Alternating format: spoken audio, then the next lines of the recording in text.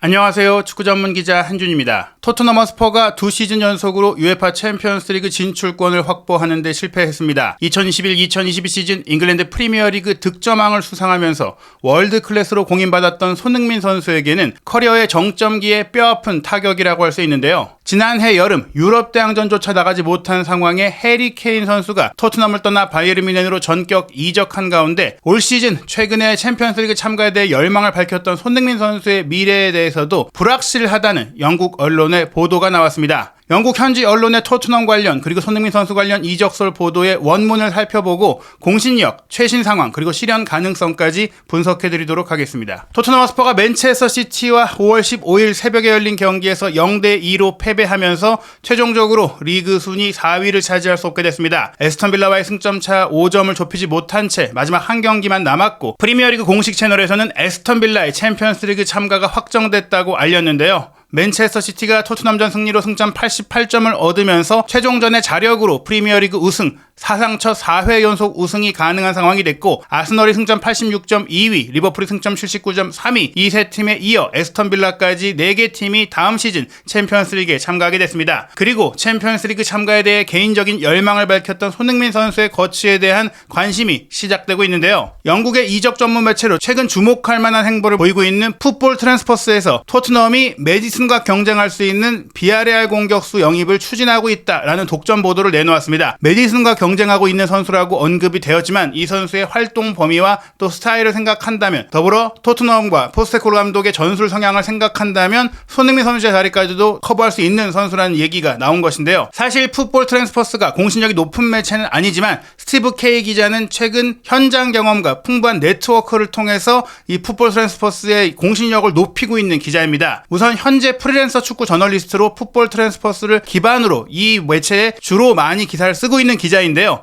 본래 세미 프로 레벨의 축구 선수 출신으로 또 레벨 1 FA 코칭 배지, 지도자 라이선스를 갖고 있는 인물로서 축구계에 직접적으로 활동하고 있는 인물들과 인연과 네트워크가 있는 분이라는 것이죠. 풋볼 트랜스퍼스에서 소개한 스티브 K 기자에 대해 살펴보면 일단 기자로서 전 토트넘과 리버풀 미드필더인 폴 스튜어트라든지 뉴캐슬의 워렌 바튼 그리고 잉글랜드 축구 레전드인 에밀 헤스키 등과 인터뷰를 하면서 처음 미디어 커리어를 시작했고 그 이후 이 인물들과의 취재를 기반으로 방대하고 신뢰할 수 있는 연락처를 구축했다라고 소개하고 있습니다. 자신의 전문 분야에 필요한 조직적 기술, 전문적인 헌신을 보여주면서 탁월한 능력을 발휘하고 있는 비즈니스계의 많은 사람들과 지인 관계가 됐고 즉시 이들과 연결이 될 수 있고 정보를 파악할 수 있는 이적 시장에 필요한 정보망이 있다는 것인데요. 풋볼 트랜스퍼스에 본격적으로 일하기 이전에는 캐피탈 스포츠 FM이라는 라디오 채널에서 이적 전문가로 일을 했었고 또 매주 축구계의 인사들과 인터뷰하는 커트 오프사이드 팟캐스트 제작에도 기여했다고 합니다. 지금은 말씀드린 대로 풋볼 트랜스퍼에서 이적 시장의 뉴스를 전문으로 다루는 역할을 하면서 이 매체의 공신력을 높이고 있는데요. 특히 스티브 K 같은 경우에는 아스널이 가브리엘 제주스와 마르틴 웨데고르를 영입할 때 가장 먼저 독점 보도를 했었고 또 안토니오 콘테 감독이 토트넘 감독이 된다는 소식을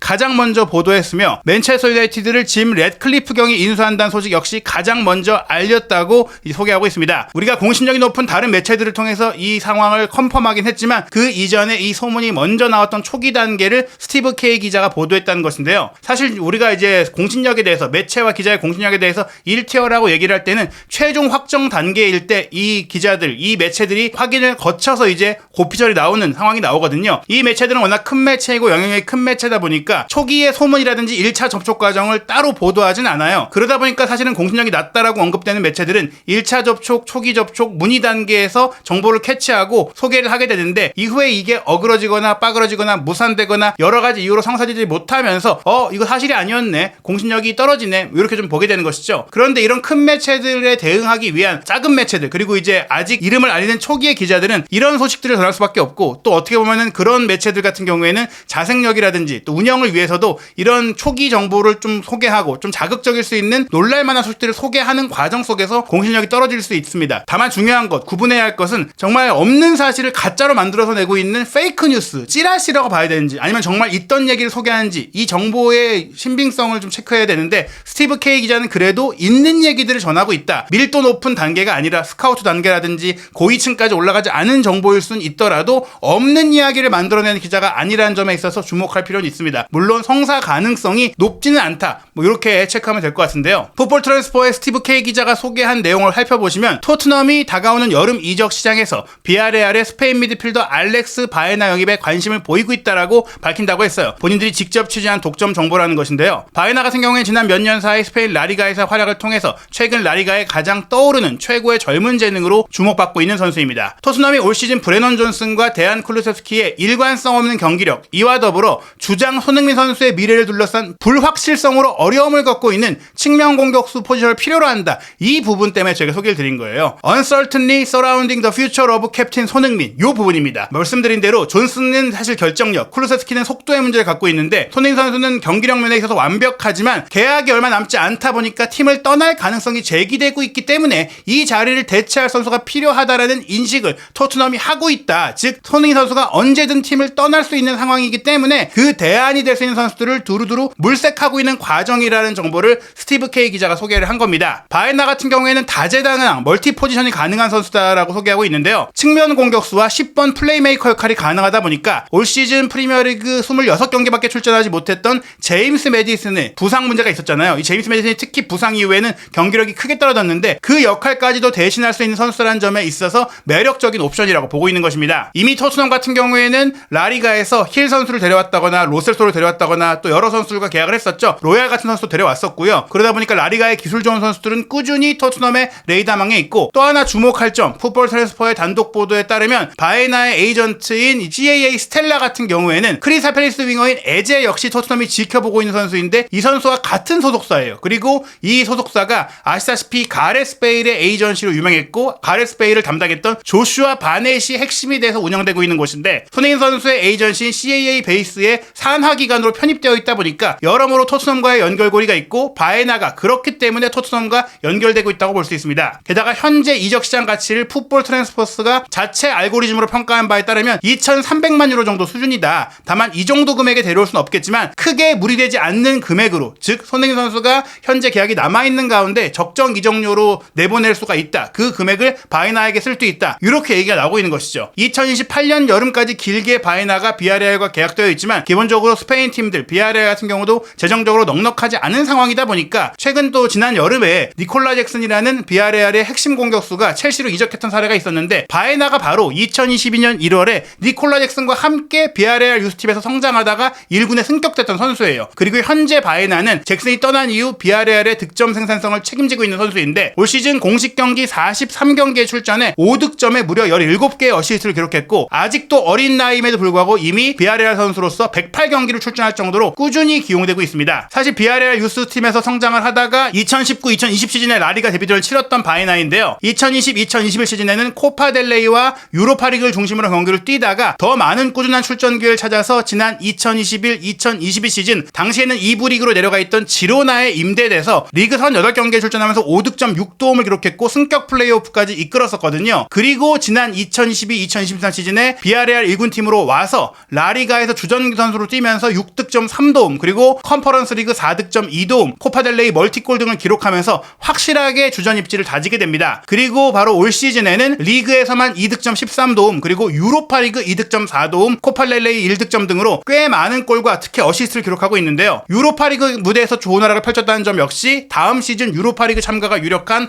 토트넘 입장에서는 기대할 수 있는 부분이고요. 또 이 선수가 커리어 내내 가짜 9번이라든지 공격 미드필더, 좌우 측면 미드필더, 좌우 측면 윙포워드라든지 중앙 미드필더까지 소화할 정도로 다양한 역할을 했는데, 올 시즌 같은 경우에는 특히 왼쪽 윙어에서 가장 많은 시간을 출전을 했습니다. 그리고 이 왼쪽 윙어 포지션에서 17경기를 뛰면서 2득점 10도움으로 대부분의 공격 포인트를 올렸죠. 왼쪽 측면 미드필더로도 5개의 도움을 올렸기 때문에 현재 손흥민 선수가 기반이 돼서 뛰고 있는 왼쪽 측면 공격 포지션을 소화할 수 있는 선수이고, 사실 포스테코글루 감독 체제에서 손흥민 선수가 왼쪽 측면 공격수로 뛸 때는 본인이 득점을 하기보다는 미끼 역할이라든지 조력자 역할, 어시스트를 하는 역할들을 꽤 많이 맡게 됐었어요. 실제로 인버티드 풀백을 쓰다 보니까 손흥민 선수가 왼쪽 윙어로 뛰면 사이드라인 위주로 플레이를 하게 되다 보니 본인의 득점력을 살리기가 쉽지가 않았었거든요. 손흥민 선수를 9번으로 쓰게 되고 또 측면 자원들의 결정력이 떨어지는 상황들이 많이 발생하다 보니까 오가면서 뛰면서 손흥민 선수가 골을 많이 넣었던 것이지, 실제로 시즌 초반이라든지 지난해 프리시즌 같은 경우에는 손흥민 선수가 너무나 왼쪽 사이드에서 조력자 역할만 하다 보니까 득점력을 살리기 어려운 부분들이 답답하기도 했었거든요. 그런데 만약 손흥민 선수가 떠나는 상황 속에서 바에나를 대안으로 영입한다고 생각을 하는 것이라면 충분히 포스테코글루 감독의 플랜 A에 적합한 유형의 선수라고 볼 수 있겠습니다. 더불어 왼쪽 측면뿐 아니라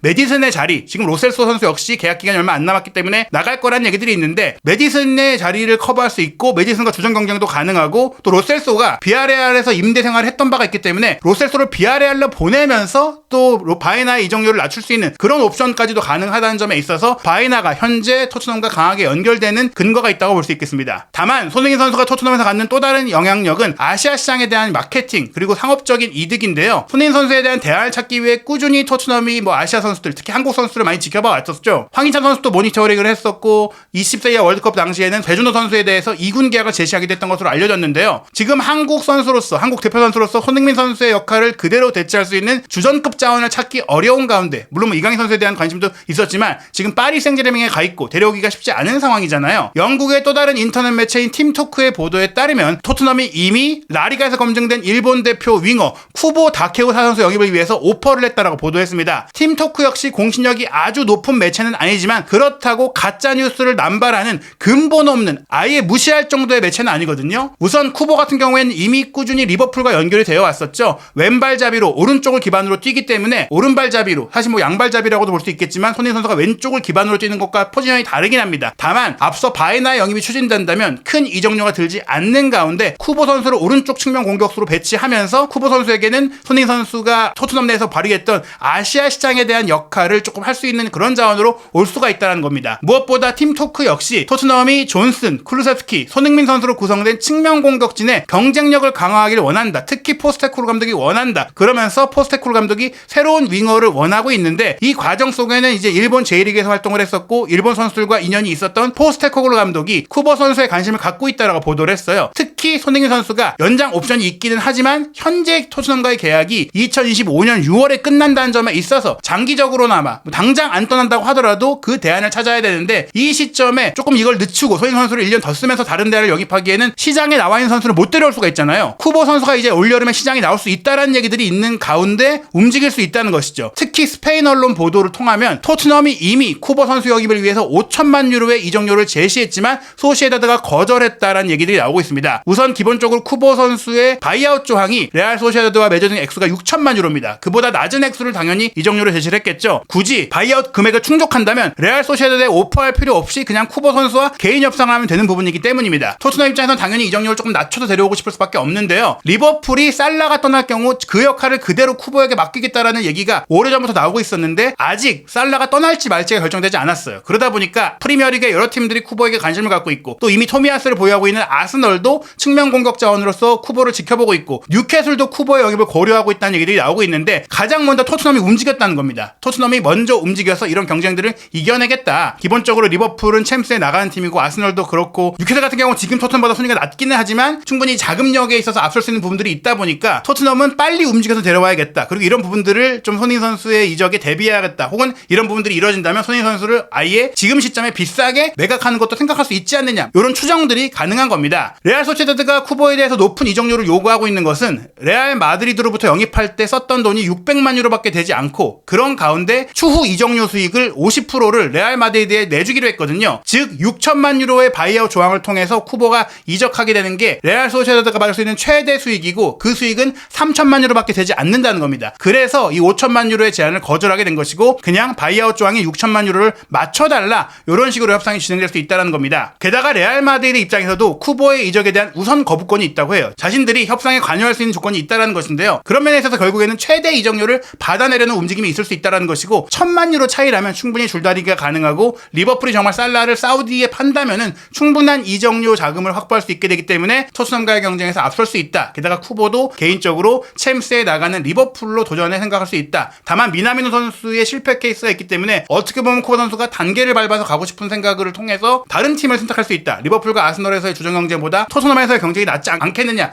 이렇게 생각할 수도 있기 때문에 올 여름 이적 시장이 열렸을 때 어떤 일이 벌어질지는 지켜봐야 한다는 것이죠. 다만 이제 쿠보 선수가 오게 될 경우에는 손흥민 선수가 팀을 떠난 상황이 되어야만 쿠보 선수 역시 자신의 출전기를 조금 더 보장받는 것을 기대할 수 있지 않을까 생각할 수 있겠습니다. 쿠보 같은 경우에는 지난 2022-2023 시즌에 레알 소시에다드에서 35차례의 라리가 경기에 출전해 9득점 7도움으로 시즌 베스트 11 후보에 오를 정도로 좋은 활약을 펼쳤습니다. 올 시즌 같은 경우에는 많은 아시아 선수들이 그렇듯이 아시안컵 참가 이후에 폼이 좀 떨어졌어요. 그래도 결국에는 올 시즌 라리가 28경기 7득점 3도움으로 10호 공격 포인트를 달성했습니다. 투톱의 한 자리를 맡거나 오른쪽 측면 공격수로 가짜 윙으로 뛰거나 공미 자리를 맡아볼 수 있기 때문에 바에나 쿠보는 현재 토트넘의 왕하는 이선과 측면의 창의성과 득점 생산력을 갖춘 선수라는 점에 있어서 영입이 추진될 수 있고요. 또 하나 주목할 점이 이미 토트넘이 올여름에 한국 투어를 아직 조율하고 있는 가운데 일본 투어는 확정을 했다는 겁니다. 7월 27일 토요일 도쿄의 국립경기장에서 빗셀 고베와 경기를 치르기로 했는데요. 토트넘이 무려 33년 만에 일본 투어를 가게 됐고 일본을 처음 방문했던 게 1971년 그리고 가장 최근 방문이 기린컵 참가 FA컵 우승 후에 1991년에 방문했던 것이니까 33년 만에 이제 일본에 가서 경기를 치른다는 것이죠. 이렇게 일본 투어를 추진하고 있는 것은 아시아 시장에 대한 토트넘의 관심과 또 앞으로의 확대 가능성을 생각하는 것이고 이런 과정 속에 쿠보 선수의 영입도 추진되고 있는 것이다. 뭐 이렇게 볼 수가 있겠습니다. 물론 포스테코글루 감독이 J리그에서 활동했던 이력도 도움이 되겠지만 꾸준히 토트넘이 일본 선수와 연결되고 있는 것은 사실이라고 볼 수 있거든요. 만약 정말 이런 이적들이 이루어진다면 토트넘은 올여름에 꽤 많은 변화가 있을 수 있고 포스테코글루 감독이 나의 팀을 만들기 위해 아직 더 많은 영입과 방출이 필요하다고 얘기를 했었는데요. 우선 브라질 대표 공격수인 히샬리송의 매각이 추진되고 있는 가운데 페에노르트의 멕시코 대표 공격수인 히메네스라든지 또 브렌트포드를 떠날 예정인 아이반 토니 등이 스트라이커 포지션으로 언급이 되고 있고 벨리스가 또 한번 임대를 떠나거나 혹은 손흥민 선수가 매각이 될 경우에는 이 두 선수를 다 영입하는 것도 결코 불가능한 일이 아니라고 볼 수 있습니다. 왼쪽 측면 자원은 정말 손흥민 선수가 떠난다면 에제 선수 영입에 큰 돈을 쓸 수 있고 그렇다고 하더라도 바에나를 데려와서 메디슨의 자리까지도 커버할 수가 있겠죠. 로셀소가 나갈 수 있는 상황이고 손흥민 선수가 나간다면 히샬리송, 손흥민, 힐, 로셀소가 나간다면 히메네스, 에제, 바에나, 쿠보 이런 선수들의 영입이 충분히 진행될 수가 있고 또 첼시가 자금 문제, 재정적 문제로 인해서 갤러거를 팔아야 하는 상황이 있기 때문에 갤러거의 영입도 추진할 수 있고 미드필드 라인은 비수마와 호이비에르가 모두 나갈 가능성이 제기되면서 에버튼의 아마두 오나나와 연결되고 있습니다. 풀백 포지션은 에메르송 로얄이 세리에 팀과 연결되고 있는 가운데 스펜스의 임대 복귀가 예상되고 왼쪽에는 세세뇽이 거듭된 부상으로 인해 정리 대상으로 올라가고 있는데 다만 보낼 수 있는 팀이 있느냐를 지켜봐야 합니다. 수비 라인은 반더벤, 로메로, 드라고신이 자리를 잡고 있는 가운데 켈리라든지 브랜스웨이트 같은 선수들이 연결되고 있는데요. 즉 완전히 토트넘이 올여름에 새 판을 짤 가능성이 있다는 것이죠. 다만 손흥민 선수가 그렇다면 갈 가능성이 있느냐, 어떤 팀에서 데려갈 수 있느냐를 생각해본다면 기본적으로 챔피언스리그에 나가는 팀과 연결이 되어야 하는데 맨시티와의 경기를 마치고 과르디올라 감독이 손흥민 선수를 따로 이제 찾아와서 그 이전에도 많이 맞대결을 펼쳤지만 계속해서 손흥민 선수의 골을 통해서 토트넘이 이겼었잖아요. 그러다 보니까 좀 이렇게 반갑고 살갑게 둘이 얘기하는 모습을 거의 보기가 어려웠는데 이번 경기는 아무래도 이제 과르디올라 감독이 많이 기분이 좋았던 것 같아요. 손흥민 선수가 결정적인 1대1 기회를 맞이했을 때 주저앉으면서 끝났다, 망했다 이런 이제 반응을 보이다가 이 상황을 올타야 골키퍼가 막아냈는데 경기를 마치고 나서 손흥민 선수에게 가서 좀 약간 격려도 해주고 위로도 해주고 농담도 하면서 굉장히 친근한 모습을 보였습니다. 물론 이런 모습들이 이적으로 연결되는 것은 좀 과한 해석일 수도 있겠지만 최근 이제 이적 시장에서 나오는 보도들을 보면 맨체스터 시티가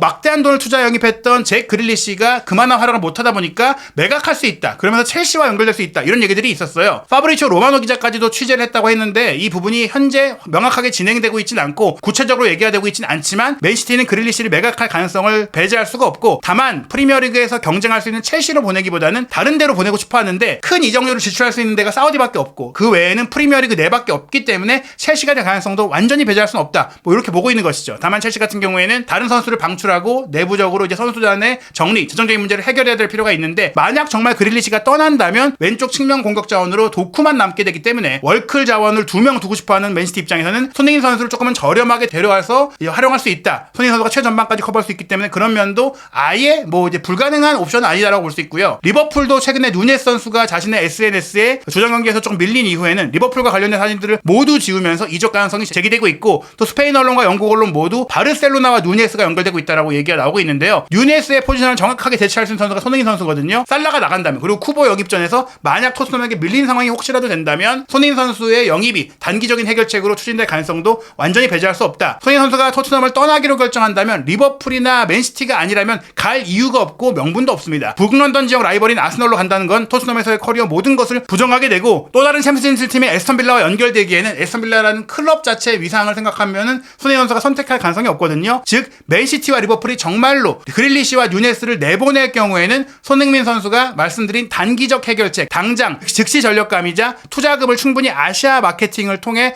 회수할 수 있는 방안이 있기 때문에 추진될 수 있는 가능성이 미미하게나마 있다라고 볼 수 있겠습니다. 물론 여기까지는 저희가 이제 이적서를 기반으로 분석한 내용이지 리버풀과 맨시티가 움직인 상황은 아니거든요. 그러나 움직일 가능성이 올여름에 아예 없다고 할 수는 없다는 얘기를 드리는 것입니다. 중요한 것은 올 시즌 마지막 경기에서 손흥민 선수가 자신의 가치를, 건재함을 보여주는 것인데요. 5월 20일 월요일 0시 셰필드 유나이티드와 원정 경기에서 손흥민 선수가 한 개의 도움만 추가한다면 개인 커리어 통산 3번째 프리미어리그 10-10 클럽에 들어갈 수 있고 올 시즌에 가장 많은 골을 50골을 내준 수비가 약한 셰필드잖아요. 홈 경기에서도 50골 이상을 내줬고 올 시즌 100골 이상을 내준 셰필드이기 때문에 득점왕을 차지했던 시즌처럼 마지막 경기에서 몰아치기 가능하다면, 이번 경기 해트트릭을 기록한다면 득점왕 시즌 이후 처음으로 프리미어리그 20호골을 그래도 달성할 수 있게 됩니다. 마지막 경기 3득점 1도움으로 손흥민 선수가 유종의 미를 거두면서 올 여름 이적 시장에 뜨겁게 떠오를 수 있을지, 손흥민 선수가 과연 계약이 1년 남은 가운데 어떤 선택을 내리게 될지 한준TV와 함께 계속해서 이어질 손흥민 선수의 모든 소식 확인하시기 바랍니다.